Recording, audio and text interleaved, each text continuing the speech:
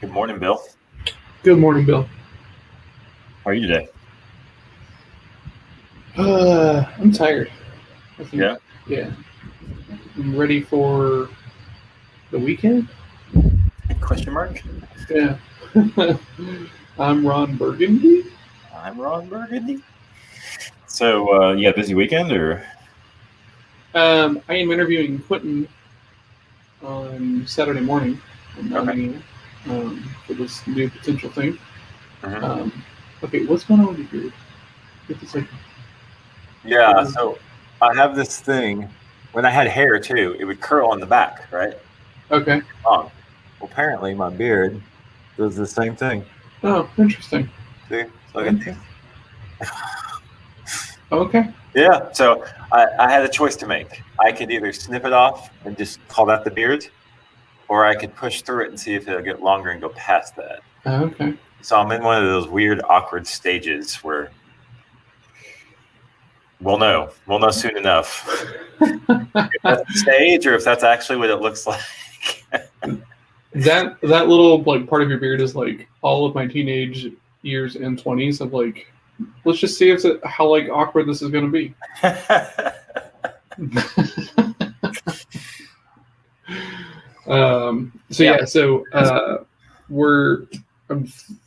I've been talked into exploring an idea, so I've committed to doing 4 kind of trial episodes to see if it's interesting, and then we'll go from there. Gotcha. Good morning, Michelle. Good morning, Michelle. So talked into like you talked you in, or someone else talked you in? Other people have talked me into it. I was resistant because it's supposed to be my year of no new projects. But yeah, I don't know. I like interviewing people, and I like staying busy. So why not try to turn it into something that explores something else that I'm really excited about? So yep. Is this a completely new project, or is this a spinoff of something else? Completely new. Gotcha. Year of no. Woohoo! Huh? I said year of no. Woohoo! Yeah. Well, it's kind of tied to the idea that like Sales Throwdown is going back to like a once a month kind of show. Is kind of the plan. Okay. That might be like once a month with the group, and then me doing interviews on the 3 other weeks. But I'm gonna see if this other opportunity makes more sense. Okay. So yeah. Cool. So it starts tomorrow with you interviewing Q? Yeah, me and Q. Cool. Right on. Man, I learned something so freaking cool yesterday. Oh, yeah? About using Zencastr. What's Zencastr to start? Yeah, so you can use that instead of the video on Zoom, and it records as 2 separate tracks, and you remove the whole like talking over each other thing that's always like a frustration in Zoom. So we're going to use that to record the audio. Interesting. Yeah. So it records 2 files basically, and then two files, right? So yeah. So you can trim and cut in and out, and also talk at the same time, which is kind of cool. That's funny because James told me about another app yesterday that does something similar that he was wanting to try out for us because we're making some format changes and maybe do some more production. So that's cool. I guess there's more of those type tools coming out where it just kind of sorts it for you, so you don't have to. Yeah. Tech is awesome when it works. It's awesome. Yeah, when it works, it's awesome. There are days that it is not awesome, and on those days, it is not working. That's true. Very astute. Yes. Yesterday, Melissa was like, "Hey, how familiar are you with like the whole GameStop situation?" And I said, I've read some articles, and I've got some ideas. Hello, James Thorne. We were just talking about you. Hello. And she goes, okay, cool. Can you explain it to me? And I was like, yes, I would love to explain it to you. We're going to need a whiteboard. And she was like, never mind. I don't even want to know about it anymore. I love that that's a qualification of a dialogue. Yeah. If I'm gonna explain calls and puts to someone who has never like had that before, so that way we can understand like the real complexity of like what happened with oh my god, it took us okay, hold on a second. So I need a whiteboard to do this. I was talking with Maureen Maidlow yesterday. We went and had coffee and tea and just kind of walked up and down this new kind of development. It was super nice. And she goes, so what are your thoughts on the whole GameStop thing? And I was like, well, I have lots of thoughts, but what are yours? And she's like, well, all those kids really hurt their parents' portfolios. And I was like, that is your takeaway. I was like, that is such a unique place to like view this whole thing, that you're frustrated with these kids because it could have had an impact because someone's parents might have had this hedge fund in their portfolio who is trying to take advantage of this kind of stuff negatively, and we're concerned about their portfolios. I was like, I can't figure out how to see it from this point of view. I just can't. Oh, I see it. I just think there's 3 to 4 more interesting or point of view. Okay, yes, okay, that's true. Yes, yeah, right. And I get it because my parents have retirement money, and I could see that being like, oh, that would stink for my parents if their manager invested in this. But I mean, don't pick your retirement options like a little bit more intentionally, as opposed to like, well, here's a fund, and like look into like what that fund is doing and how what.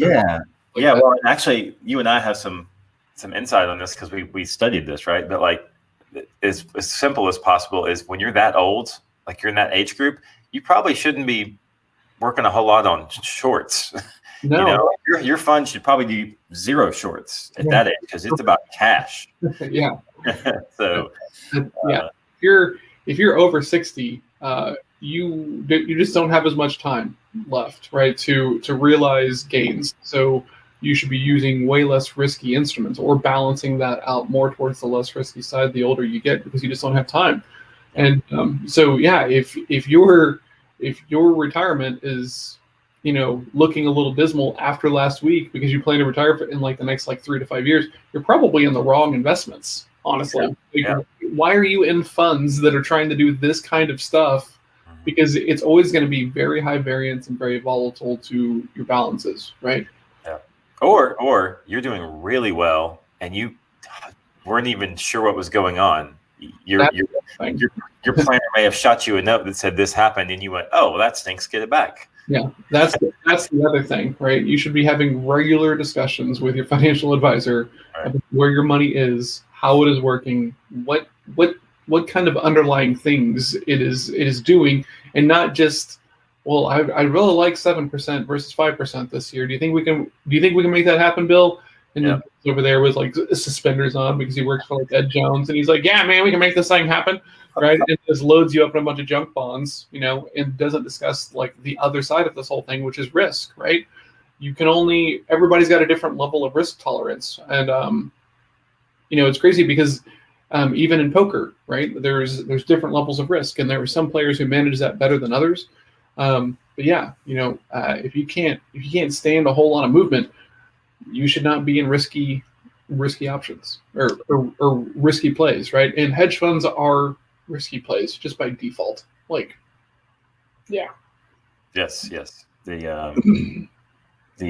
It's cool that my son right now is in a stock market game this semester, and so when he first downloaded the Market Watch app, he put his money in, and then I was like, all right, I'm going to tell you something here, Jackson, and you can do whatever you want because this is your money and this is your game. This is your time to shine, right? I was like, but if you pick up that phone and look at your stocks more than once in a day, you are driving yourself insane. Like, this is you are created unneeded anxiety because you need to make your play based on some information. And then if you want to look at it all day, that's up to you. But I'm saying there's no reason that you need to pick up your phone more than once during the day because you've made your play. Because we're not day trading. This is buy and hold. Yeah, it's a 120-day experiment. So it's not so much long term, but it's definitely not penny stocks. We're not day trading here. So here's my dad, and then just all day. Well, certain days. I love the message behind that, and the way that you started talking about it. I was about to kind of flex against, but right, if the decision was sound when you made it, it was still sound if it doesn't work out the way that you want It might just not have worked out the way that you want. And that is just that, like that is chance, that is variance, that is standard deviation, that is all these things that come into play, right? Like you can be 95% to win a poker hand, and you're still going to lose 5 out of 100 hands in that exact situation, right? So you have no control over when those 5 hands are going to happen. They're just going to happen, and you're probably going to have that hand more than 100 times. So it's how do you remove the emotionality out of it, right? Because when it comes crashing down and everybody wants to sell, you should be buying more, right? If you fully believe that it's going to go back up, and if not, you shouldn't have been in there in the first place. Yeah, and you probably laugh at me because Rounders was the very beginning of my poker education. It was for most people. Yeah, and it's a strong basic. It's a super strong movie. Yeah. Yeah, and its education's pretty strong too. Because I remember the grinder in the movie, and the guy just played every day, and he took his losses, but he never put in for major big hands, so he never lost really big. Yep. But he never won very big either, right? So it's kind of this whole secondary or maybe tertiary storyline around Matt Damon kind of losing it all multiple times, but also with the opportunity to win it big. Yeah. And then this other guy over in the corner, just like kind of, he was the dorky skinny guy with the glasses, kind of like just yeah. The math is, but, the stock market's the same way too, right? Hold on, I've never seen such an interesting breakdown of the movie Rounders before. Yeah, Teddy Kanish, who's played by John Turturro, and it's a great role. Is the epitome of like the grinder, and then at one of the climaxes of the movie, Matt Damon needs some money, and he's kind of frustrated, so he kind of lashes out at John Turturro's character, and he's like, I'm not taking big shots. I have rent, I have alimony, He goes, I pay my bills. You want to go swing for the fences, like go do that thing, and that's very much like a very clear insight into poker. But the thing that happens is you have to take shots in certain like situations. You kind of have to like flex up against, because like there's different limits of poker, right? You're not going to make as much money playing 1-2 as you would 2-5. So sometimes you have to like move up and take a shot and see if it works. And the joke is that in poker you never run well when you try to like move up and take a shot. And but that doesn't mean that the attempt at moving up was a bad idea. Right, it just didn't go the right way. So don't like chastise yourself and beat yourself down when you move up and you kind of get spanked a little bit and you have to move back down. And like this is sales as well. Like the overlap between like poker and sales is so significant, right? I'm thinking just business in general, but sales. That's fair as well. If you're right, you can put all your money in before any of the cards are out, but you're going to have to deal with like a pretty much a roller coaster ride of like math and like equity in the hand and stuff. Whereas if you can play like smart and the other person you're playing against and you understand how they play and stuff, there's less risk playing either game you want to play, right? Either, let's like wait and find out and play small ball, or let's play super aggressive and play for big pots. Mm-hmm. Both of them have got very like sound thought processes behind them. But it's kind of player dependent, right? And how much risk you want to tolerate.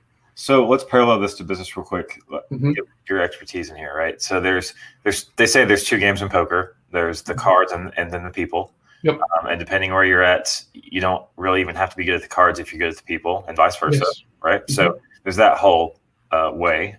In business, is there a parallel for that?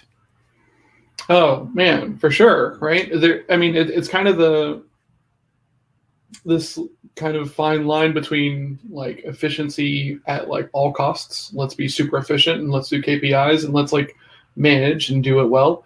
And then there's the whole let's just wing it and not play in and chase busy and everything else, right? It's kind of the same things, right? When you're which one's the people? Obviously, the cards are the efficiency in this illustration, right? Yeah. Like the efficiency models of the cards, and then playing the people is kind of like the winging it.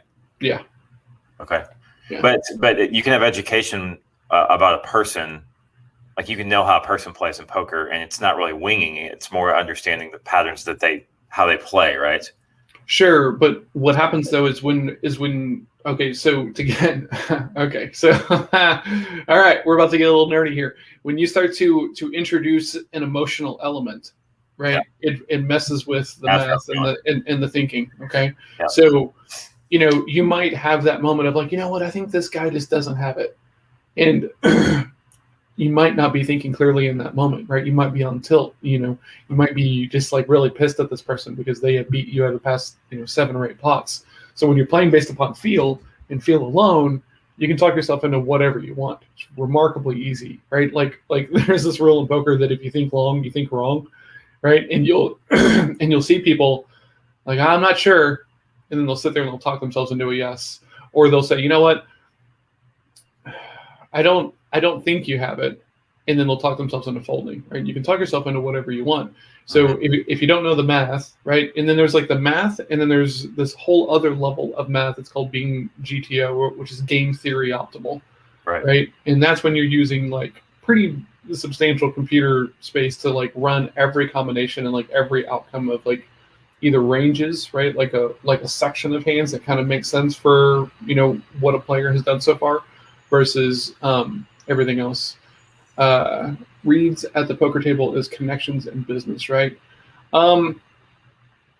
Now, that's not how I think about it, right? Reads at the poker table is just is like self-awareness. It's knowing disc. It's knowing how the other people are like thinking and operating. And for sales, like what is it going to take to get the trust to like have the real conversation, right? Like that is just poker. That is sales. Like that's like the core foundational like elements of it.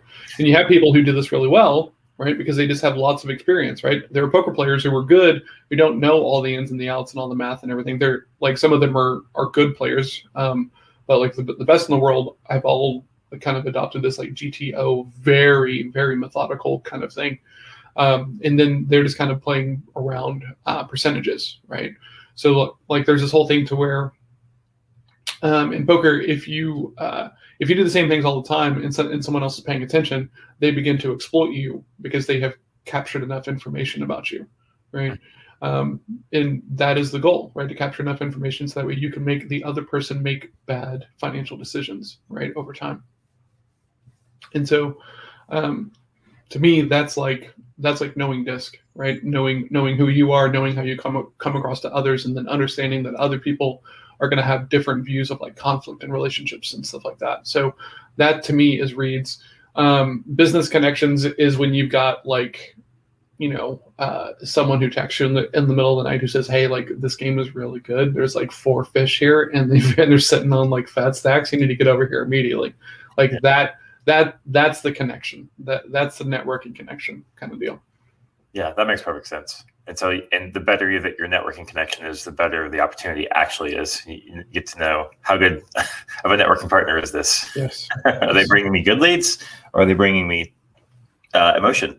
Absolutely, right. And it's funny because like I know lots of people who run games around town, and you don't text them to like ask them how's the game going, because since it's their game, they're going to be like, oh man, that's great, because like they're not going to tell you, hey, we have four players and like no one's raised a pot in like 45 minutes, because then no one shows up, right?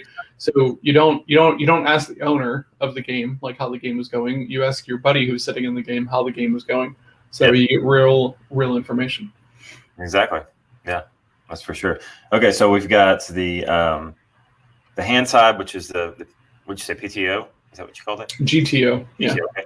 GTO was kind of like the GTO mechanic side. So what would you say, like if we're talking about having a growth mindset and going out and trying things, like you said a little bit, going out and failing up a little bit, and it's okay. Yeah. What would you liken that to in like a business model, like stepping up or stepping up crowds, maybe, I guess, in poker?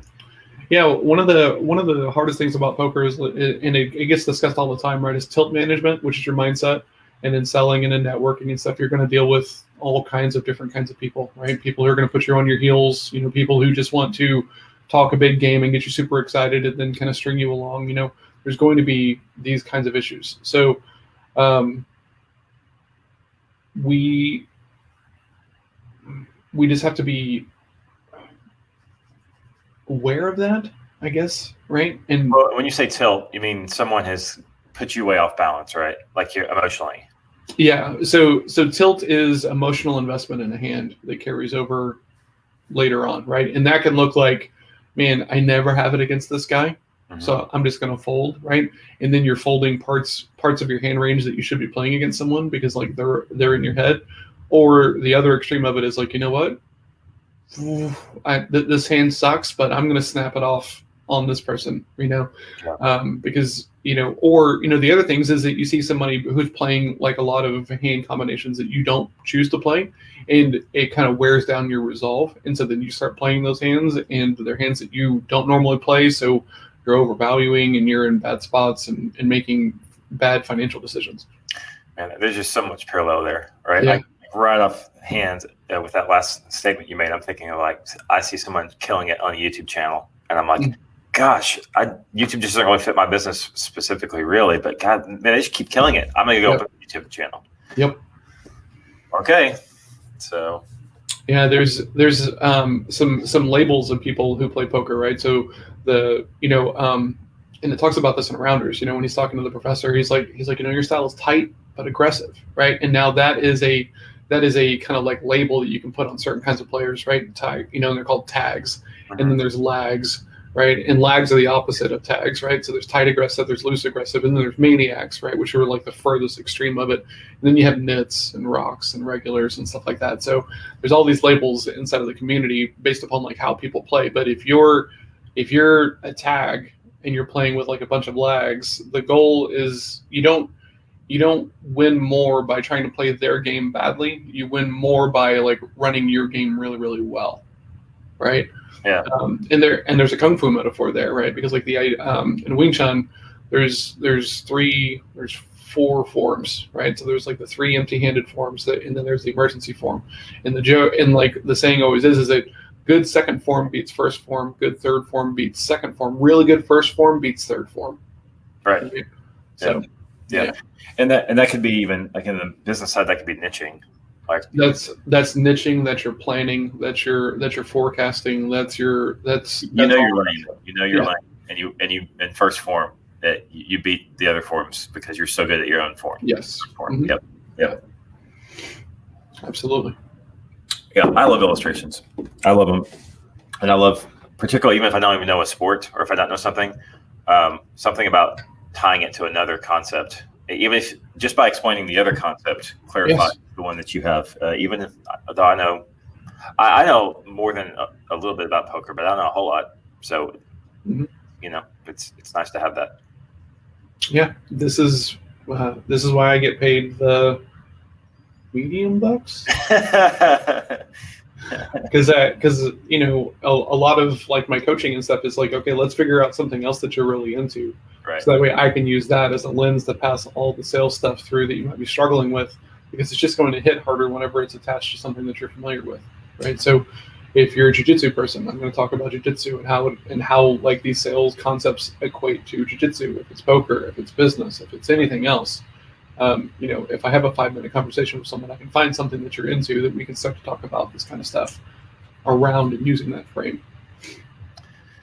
Yep, that makes sense. And that's the illustrations are really good at that. And then everyone talks about story being a great vehicle for that because it just works, right? Yes, it does work.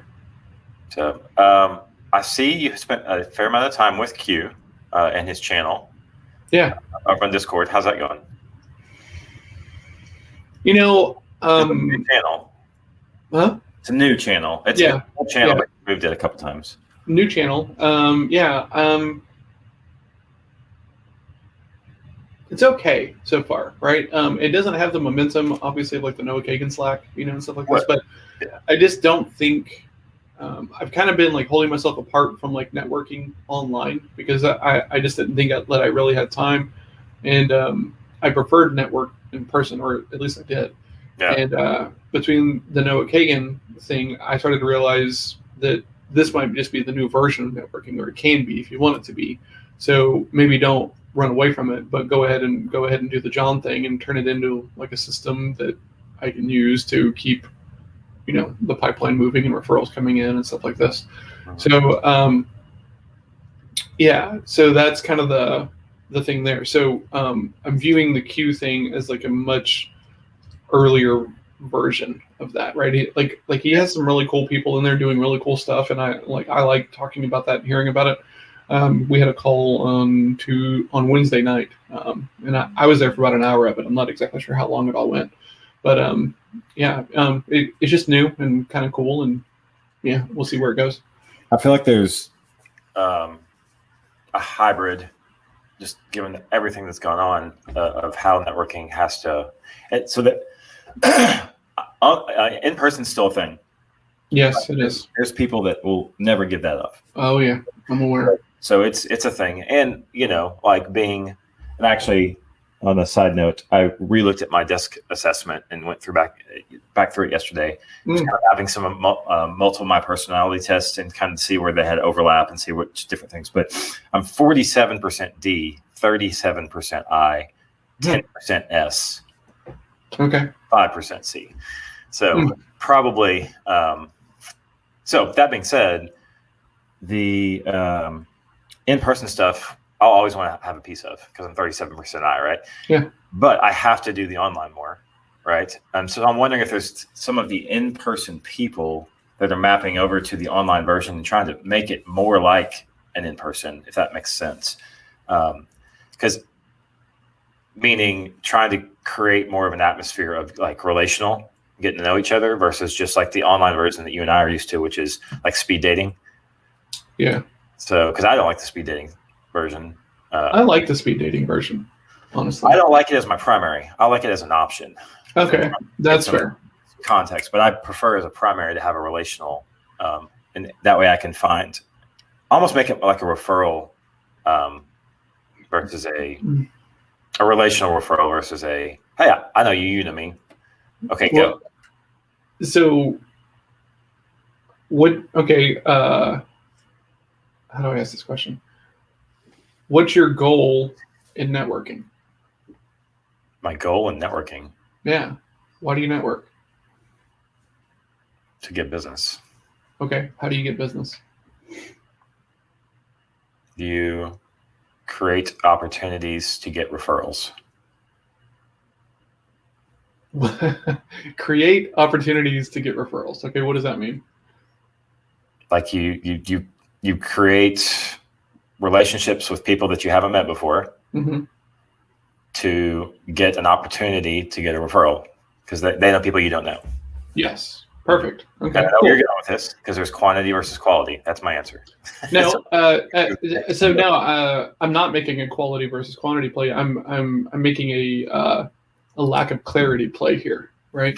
So every time I'm in a group, right, whether it's Q's group or whether it's Kagan's group or whether it's like a speed dating group, like I want to have a one-on-one conversation outside of this group because that's where the actual networking happens, right? Right. So it doesn't matter if it's a Slack group or a Discord group or even like a speed dating thing. Like, hey, like I really enjoyed this conversation. How do we continue to connect? Because I'd like to learn more about your business. That way I can, send you the best referrals possible. Gotcha. And then everybody's like, well, I want the best referrals possible. What do you want to meet? Yep. Do you have a scheduler? Yep. Right. I don't send them my scheduler anymore because they might not book, right? But if I get theirs, I can make sure that I book. So I've stopped sending mine to people who I know that I need to meet with and just ask for theirs, which has been an interesting shift. That's a smart play. Thank you. I'm going to adopt that. Yeah, it's control, right? I want the most control because I know that other people are not going to follow through as like regularly as I am, right? So if I really want to talk to them, I'm asking for their scheduler. If I think that the conversation is going to be good, but it might be more for them than it is for me, then I'll give you my scheduler. Gotcha. But yeah, I'm always trying to get the next meeting. Always trying to get the next meeting in a one-on-one situation, right? So that way I can be like, hey, tell me about your perfect client, right? Because like I like to make a lot of introductions, but I also like to make good introductions, right? I don't want to send people and connect people just to like say I did it. I want there to be like value in that, right? And you're not going to get that in a 5-minute speed dating networking thing. So, right. So my thing is always like, hey, I would love to learn more. I'd love to learn more, so I can send you better referrals. Would you like to keep talking? Yeah. Yeah, no, that makes sense. And that's a similar kind of funnel or pipeline that I run. I think I just spend less time in the speed dating circle than you do. For no particular reason. I guess I may have a less defined plan because you are Mr. Sales follow-up relationship.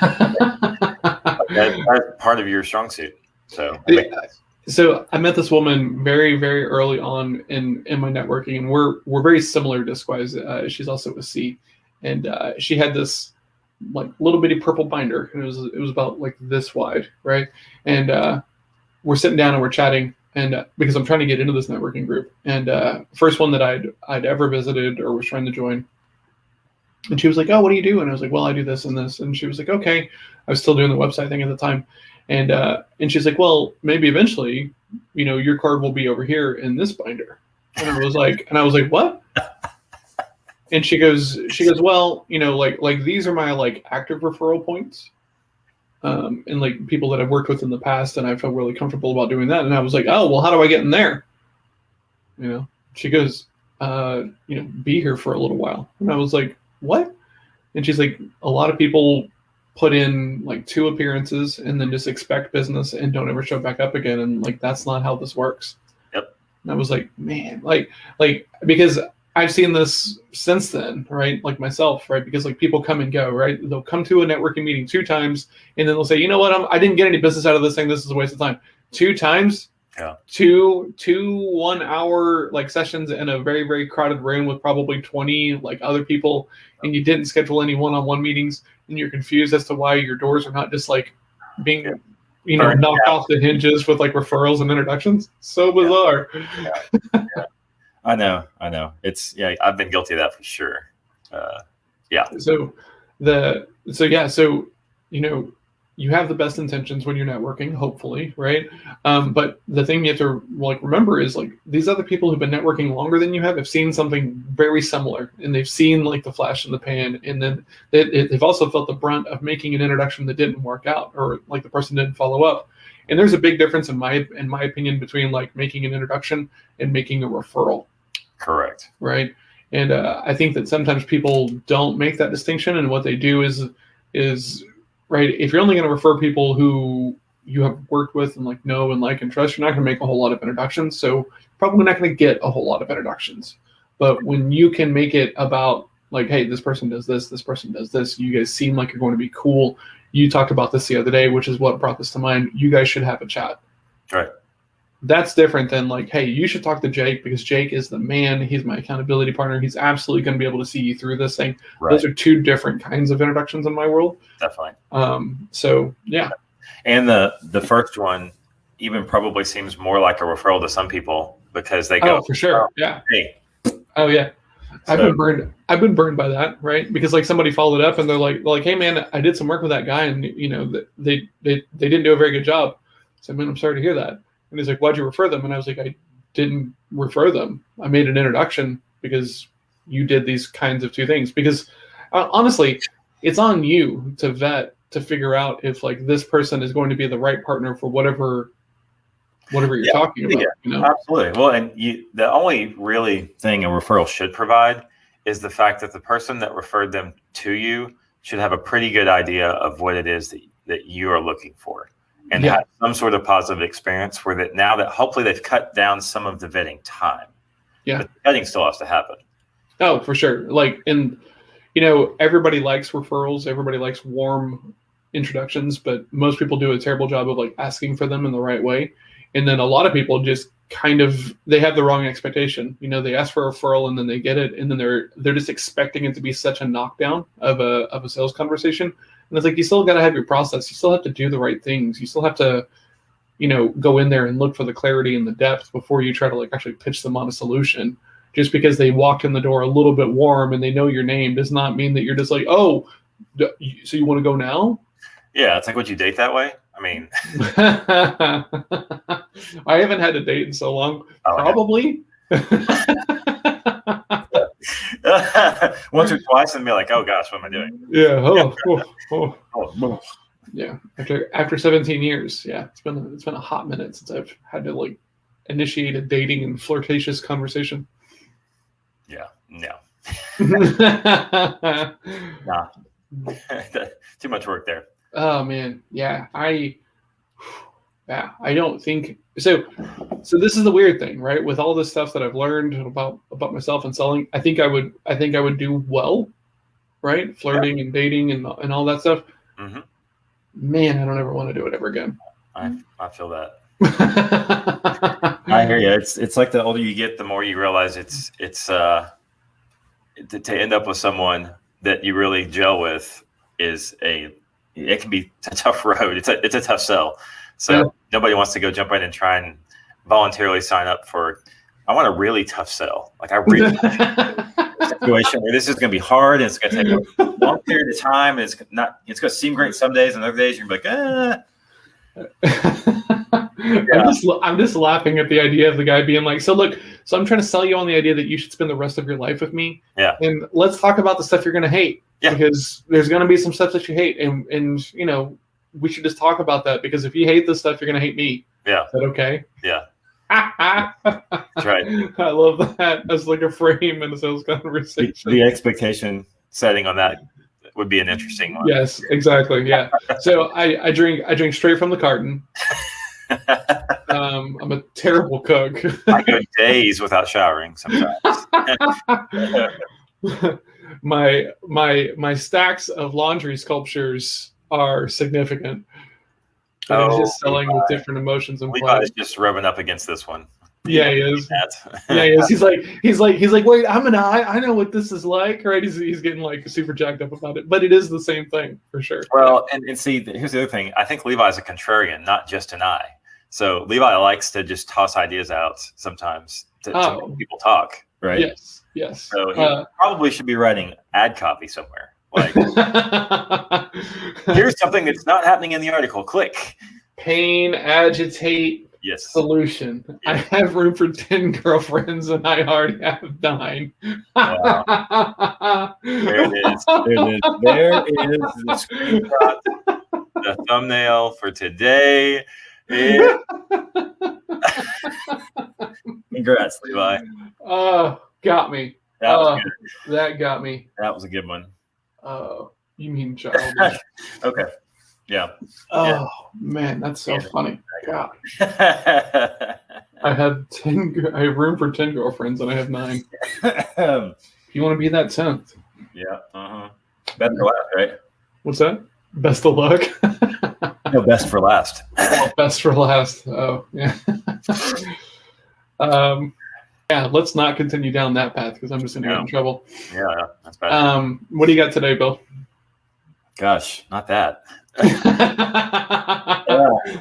got a pretty busy day, so we've got Friday game day, of course, at 9:00, and then after that, I have got a pretty full calendar actually.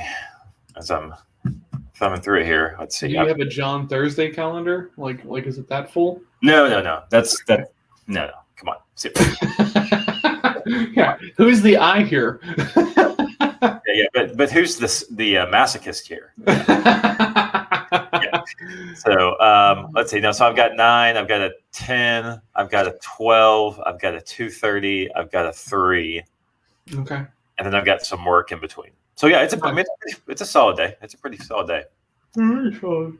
Yep. What about you? I'm apparently tired of hearing about it. I have this. I have a 9:00. I have an 11:00 onboarding for the same system we've been working on all week. I have a networking call at 12:15. I have another onboarding at 2:00 and another onboarding at 3:00, and then I'm done with calls. But I've got some other stuff to do. So far, I've gotten 7 hours of sleep in the bed every night this week, which was on my BIL bet. Nice. Yes, I. Huh? And I'm yawning. I have been very good about inboxing my tasks, even if I'm like doing it as I'm doing the tasks. Excellent.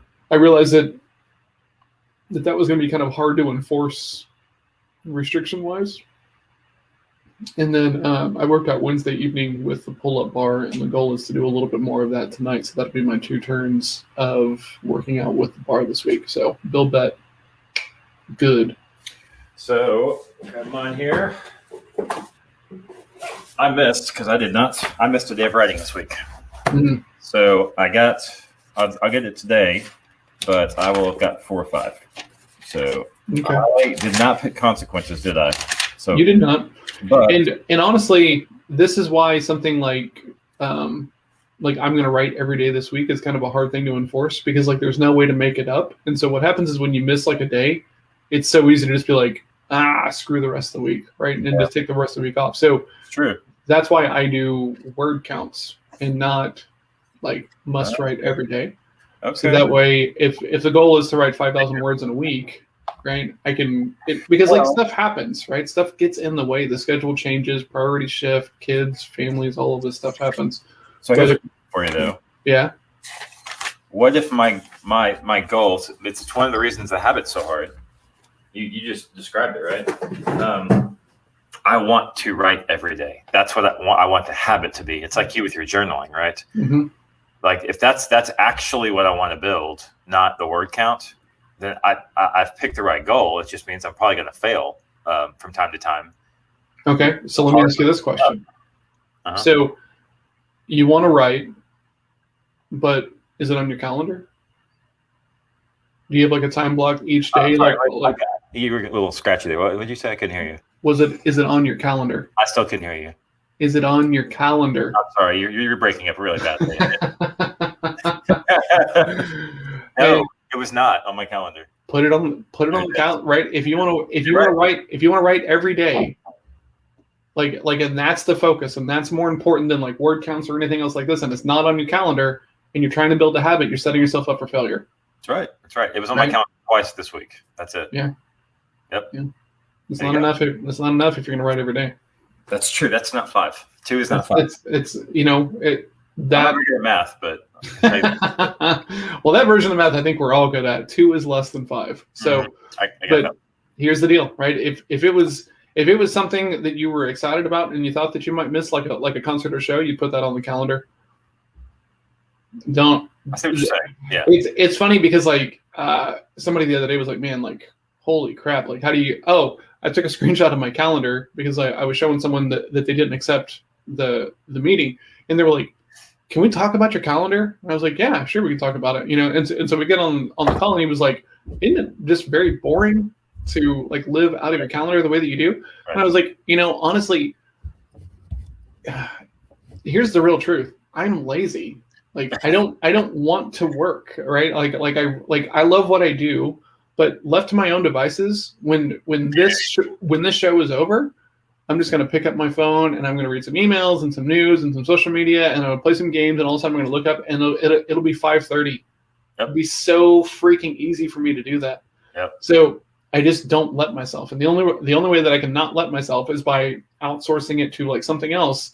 And I don't have to make this decision anymore, right? I don't have to make the decision to get on the call at 9, the call at 11, the call at 12:15, and then 2 o'clock, and then 3 o'clock, because it's here. I just have to show up and do the thing, right? And it's going to be great when I'm there, but I want to avoid it because there's other stuff I would rather be doing. So I don't put myself in a situation where I'm going to trust my discipline. I build the system so that way there's discipline all the way through the system, and that way I can't avoid it. Totally agree. Yes. And the answer I give to people who talk about that too is like, isn't that totally boring? Well, you can put fun stuff in your calendar too. Absolutely. Yeah. There. Make sure it gets done. Do the fun stuff. Yeah. Like we have a family calendar that we do family stuff on, right? And last year when we were doing like a lot of meal prep in the beginning of the year, it was on the calendar and we did it, and some things that we put on the family calendar, like Melissa bought some drawing courses that we have not done with, and there's like a slot on Saturdays and Sundays. So it doesn't always work, right? I'm not 100% compliant to my calendar, but try to be, because it's just easier than like, what am I going to do now? Like if you're working for yourself, right, and there's so much to do in a day, if you're having that moment of like, cool, like that's done, what am I going to do now? There's a flaw in your system. Yeah. Right? You need a to-do list, you need a calendar, you need something, because that what am I going to do now is going to take you to like the thing that's going to be the most on top of the pile, and that's probably not the thing you should be working on. That's called the urgent, and that's the whirlwind. And the whirlwind. Yeah. Right, because you know what? I've always got emails to read. I've always got emails to read, but like that doesn't mean that it's like actionable stuff that I need to be doing versus like networking or selling or working on the book or anything else. And you want to talk about infinite? Social media will keep you as long as you want to stay. Absolutely. So it's even more so now these days. I mean, the infinite scroll is the most interesting like psychological thing that I think I've ever seen, right? That just by putting this to where like it never ends, people just get addicted to it. And then a friend of mine, a new connection, he's a marketing SEO guy. He goes, look, you need to put your blogs into one page so that way people just kind of like keep scrolling and keep scrolling. And I was like, I don't know how I feel about that. WordPress has done that for years, probably not intentional, but like, their templates, you can actually make excerpts with, like a little summary piece and a photo, whatever. And I used to do that on blogs, not for this reason, but you could just scroll them all. And then on the side, you could hit a tag and it would filter them by a subject or whatever. But then if you clicked into one, you'd go to the full page with all the stuff like that. But that sort of thing has been around for a while. Just we didn't know how powerful it was, especially if you had lots of content for people to peruse through. Well, like the thing that's more distressing to me than that on like social media is the fact that like that same thing is happening on media sites now, right? So I see an article, right, and that I want to read, and I click on it, and the very first thing that I do now is that I want to scroll down to see how long the article is, right? Like how much of a time investment is this thing? And then what happens is, I don't read some stuff because like I'm just scrolling and scrolling. I'm like, man, look, this article is so long, but it's 7 articles, so that way they can sell ad spend, like 7 times. Yeah, I know. I hate that. Yeah, it's not awesome. Yeah, it comes back to most anything you should be doing with your life, but especially in your business is, are you intentional about why you're there? Yes. So when I read news articles, I never, ever, ever, ever read a suggested article afterwards. It's just like a rule for me. I'm there to read that article, and it's because I chose that subject. And I'm not a person on social media. I do this all the time. Don't get me wrong, but for news and media, I go scan the immediate headlines, and then I have a subject that I want to read about that day, and I look for some sources or something, and I go read the sources, and then I'm done because I just want to be informed, not or be taken down a rabbit hole. So I don't use those at all. So that's really interesting. I read an article fairly recently that was just talking about some of the reason why the internet is as toxic as it is because all of these like algorithms, So since everything tracks you now, right? When you log in with your Facebook to like a media site and you click on an article and you click on a couple like suggested articles, it's saving that information. So that way when you log back in the next time, it knows what to put in front of you so that way you stay there. So like what happens is this article was talking about like how did we get there? Oh, it was talking about when they're suggesting things to get you to click, it has this very kind of like downhill like spiral, like this kind of like toxic kind of thing. And because it was talking about that in news, and then it was comparing it actually to like porn, right? Because like there's all these like porn sites that do the same thing now. And so apparently what it does is it pushes people like just kind of further down this line. So like what's happening is people who are like addicted to pornography or like addicted to these like very like extreme versions of it. Because what happens is that it's like, hey, let's keep you on here a little bit longer. How about this weird kinky thing, right? And then all of a sudden, it becomes something that you're like crazy. They're doing that to us on mainstream topics as well. It's just it doesn't have the same sort of effect on the. I mean, think about it. Every one of those videos that YouTube is showing you on that left-hand sidebar, right? Like as you're watching the thing, are picked deliberately based upon the stuff you've watched in the past. And what's even crazier from a tech standpoint is certain websites, the more sophisticated ones, even have dwell time, which is how long in the frame did you keep when you were scrolling? Did you stop? And did you dwell there for more than 1 second, 2 seconds? 3 seconds? It actually times you and uses that in the way it builds the algo. It's not just the stuff you click on anymore. It's something caught your attention about it. So it's going to record that information. here's the other thing that like I don't know that people know exists. Like there are software people that monitor where you mouse and where you click and all of this stuff, because what happens is people tend to move their mouse when they're sitting at a laptop computer, right, or like a desktop computer, right, with like a very like configured mouse. Like most people just tend to read and just kind of mouse over it. And so what happens is they're recording the behaviors, so that way they know what to call out and what to improve for the next time you come there. Yeah, which what to move down. You know, like the data scientist person inside of me loves. Yeah. But the disillusioned American is also like very nervous about. Yeah. So. Yeah, there was a really good article that I read. I can't remember what, but Tim Cook kind of called out Facebook a couple days ago in something he did. He didn't use their name, but he was clearly talking about them. And he was like, Facebook's a data company built to sell ads, and Apple is a lifestyle company built to build products. Now that's just nonsense bullshit, because they have started blocking apps that just want to be free on their app store because there's no microtransactions that they're taking a percentage off of. Like, right. No, yeah, but yeah, Apple's not like Facebook is the bad free and clear or whatever. I'm just saying he's not wrong that the way that their platforms to make money are built a little differently. Apple's about money. Don't get me wrong. It's just they do it a different way than Facebook. Facebook is 100% data-driven company that they have all these levers they can pull. And, of course, they've got a nice, package on the front end of it that makes it feel like they're helping you stay in touch with friends and family, because by function it is. But, like, on the back end, they're a data company. They just are. Yeah. Based on all this great data that they're getting from your personal life. Whereas Apple is their point is not to sell you ads from data. Their point is to get money for you from products. Now they use data to inform those decisions as well, but like they're a product company, not an ads company. Yeah, but I don't know. That to me is like splitting hairs, right? Because like you're doing the same thing, right? You're collecting like Apple is collecting every bit as much information, if not more, than Facebook is about its users, right? So it's I disagree. It's not possible. Well, hold on. I think they'd like to, but they don't have as many fingers into your personal life as Facebook does. Not necessarily. They're trying. Don't get me wrong. Okay, so hold on a second. Okay, so let's.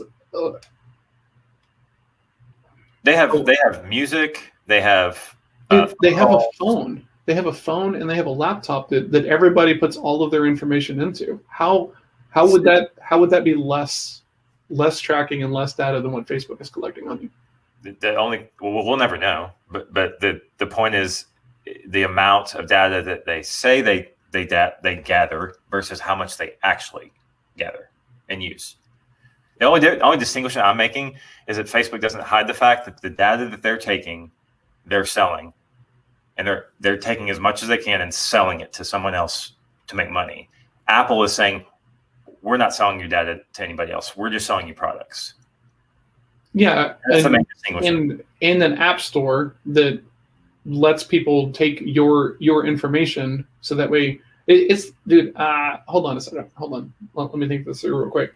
So Apple has an app store that you can buy apps on, right? And they are now applying pressure to force everybody to have microtransactions inside of this thing, so that way they're forcing people to charge money for their products, even if they don't want to, just that way they can make a buck off of it. And then you can also put ads into these apps, right? Google Display Network and all of that stuff. So how is it different? Is it different just because there's like a hardware component in your view? Yeah, because I'm not going into any of Apple's apps and giving away specifically personal information that would make for a really, really tailored ad. Now they can gather information based on some of the stuff they have to tailor the ads inside of the App Store and whatnot, right? But like I'm so like open on Facebook, or let's say me, whatever. There's so much personal data being pushed out on Facebook. It's not happening in Apple's atmosphere. So they're probably not using it to like increase like buying signals and stuff, but like all these people. I mean, okay, so let's think about this for a second, right? If you're an Apple person with an iWatch, right, all of that information is being like sent to Apple, right? They might not be using it to like customize like the ad experience and stuff like this, which Facebook is blatant about, but they're absolutely capturing that information. And as soon as they figure out some way to use it without feeling like Facebook, they're absolutely going to. Yeah, likely. I disagree.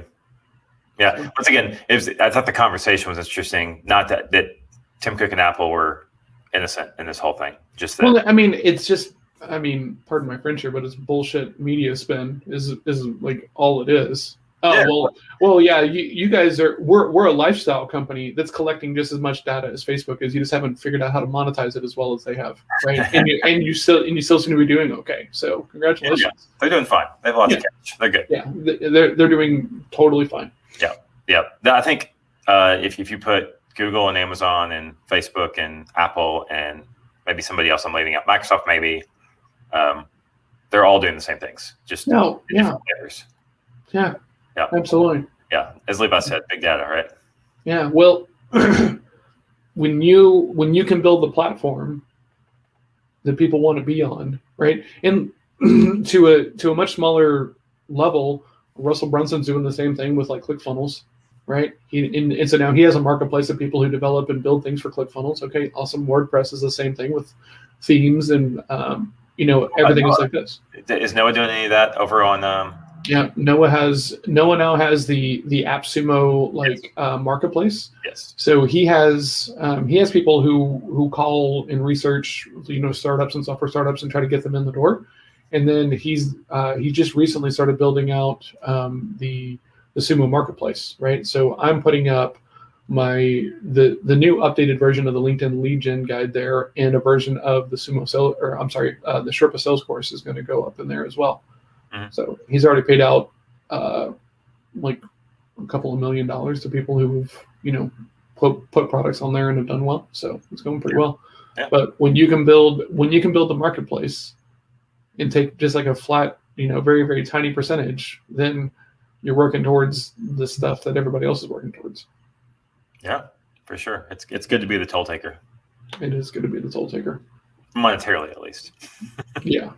Maybe not for your, personality or attitude or, friend circle or like marriage, but financially it can be quite good.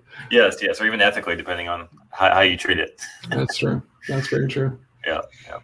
All right. Well, we're coming up on it. Yeah, man, what a wandering discussion this was today. It's like all the stuff we had saved up on our side table over here, discussion points. Yeah, absolutely. For sure. Well, anything I get in your way today? Man, just me. Just kind of the standard thing. I don't really have, I have some blocking and tackling to do, but like nothing too strenuous. Looking at my to-do list. So, no, we'll be good. On the calendar. Any big weekend plans?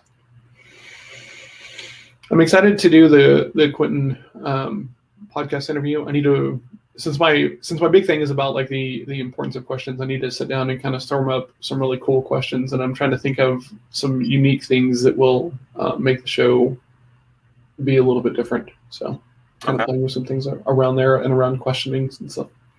So. Cool. Well, if you want to bat that around this weekend, let me know. Yeah, probably won't have time since that's going to be at 9 a.m. tomorrow. But I just meant the concept in general. Oh yeah, no, I do need some brainstorming and some spitballing off of that to make it good. I have lots of ideas, but I need to talk them out. You know how my process works. Oh yeah, that's why I offered. Yep. All right, man. Well, nothing here. Same's. I'm always the variable. That's how we roll. Cool. Well, thanks to Levi. For all the commentary. Coming in strong, yeah. Like he's our man in the booth today. That's right. Thanks, Michelle. Thanks, James, if popped in. Levi, y'all have a good weekend, and we will catch up with y'all here